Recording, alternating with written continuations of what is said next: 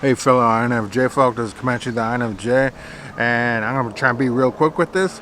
But so I had an idea from watching another video where I actually had another idea which brought me into this. And what I was thinking of before that idea was like I sit down and I could be doing like daily videos, but just because I go back and listen to it, then I was like, I didn't hit on some points, so and I just end up scratching the video, throw it to the side.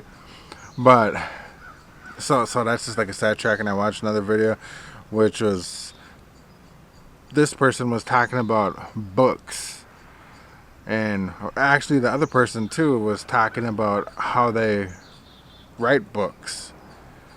And this newer person was talking about reading books and wanting to become better versed or just more intellectual. And I don't know how many other ones are out there that do a lot of reading. I know there's a couple other INFJs that are into video work, which I am into video work a lot. But then I was like thinking, I have not always been not a book reader, you know. And the last book that I actually read all the way through was The Rainmaker by John Grisham, which was actually back in like 2007, I think. That was the last book I really read. Like I've been through like facilitation books, but that's different, you know. So like reading stories and everything was always hard. And reason why it was hard is because like I'd read like 1 to 3 pages, then I'd get tired and I'd fall asleep. So that whole John Grisham book, it took like a month. I'm pretty sure it took like a month for me to read, and I was like reading it every day. So that was always my excuse, like, oh man, I'm just not a book reader. But then in one of the other videos that I was trying to make, I was talking about when I was younger, like, oh my god, I read so many books. Like I used to read books all the time, like in like these, I don't know. I just used to read books a lot. And I was wondering where that disconnect was, and I think that disconnect happened when I got into high school and my education became an issue. And it's not by choice. The reason why education became an issue is because I used to go to school in a reservation until I was getting into high school, but I noticed the high school was like really, really bad back in the 80s. On the reservation, there was a lot of violence, and that's when I used to spray paint up and on the walls, and it was like really, really hectic. And I was telling my mom, I don't want to go to that kind of school. I was like, so the next closest school, we had to drive like 25 minutes to the bus stop, then it was another half hour from that pickup to get to the school. So it was an hour every day to get to school. And because a lot of times my mom didn't have a job or whatever, or the car would break down, I remember missing a lot of school. And I only went to, like, I remember on report cards, I had like 20 to 30 absence a quarter. It's like 4 quarters in a school year. So I was missing close to 100 and 120 school days. And so like English was one of the hardest ones because every class was actually hard, but English you needed to, because it was such a linear type of learning system, that you needed to be there the weeks prior and the days prior, otherwise you fall behind. So I was always falling behind, and my comprehension like plummeted.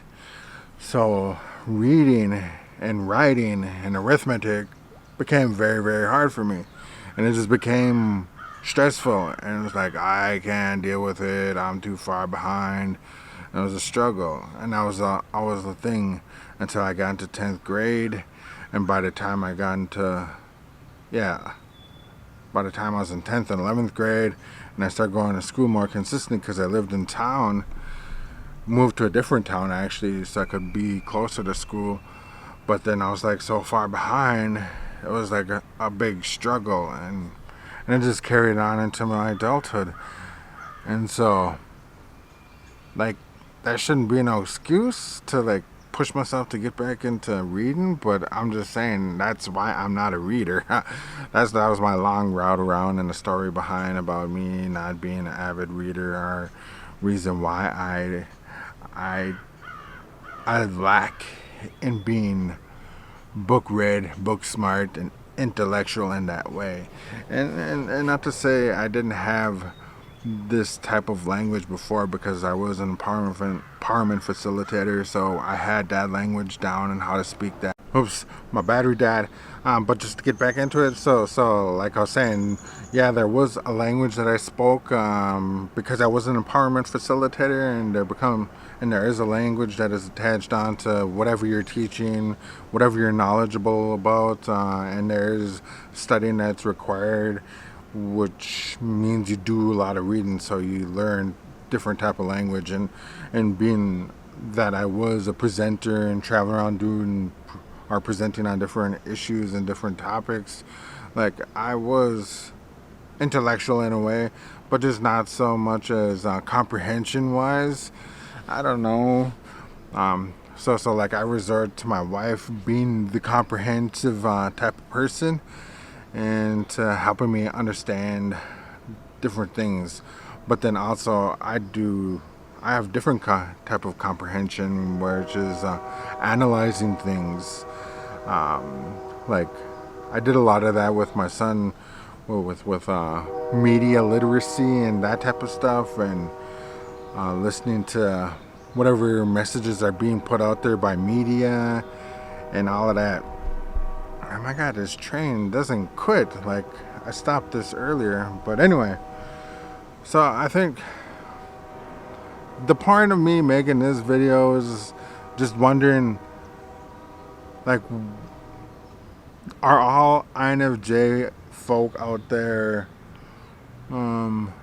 literate, or do a lot of reading, or what other places do other INFJ folk fall?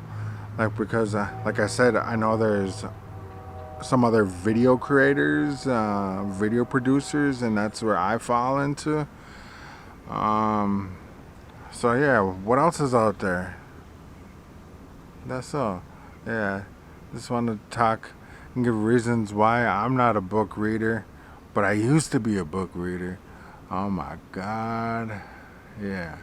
Oh, one last thought.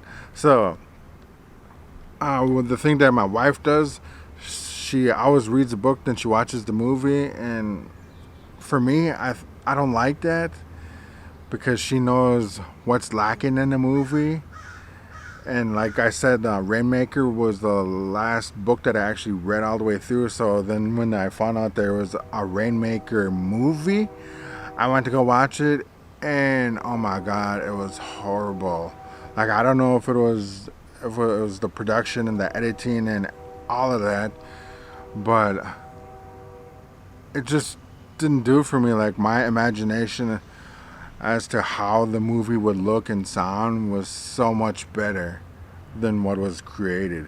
And there was good actors in the Rainmaker too, like a lot of good actors, and I don't know what happened, but I had such high hopes once I saw that. And that was another excuse, like, I do not want to read a book because it's going to ruin the movie. I love movies.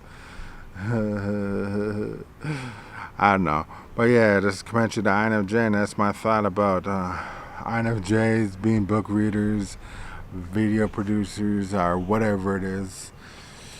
Where do you fall in line? Alright. I always got to do it. Live long, prosper.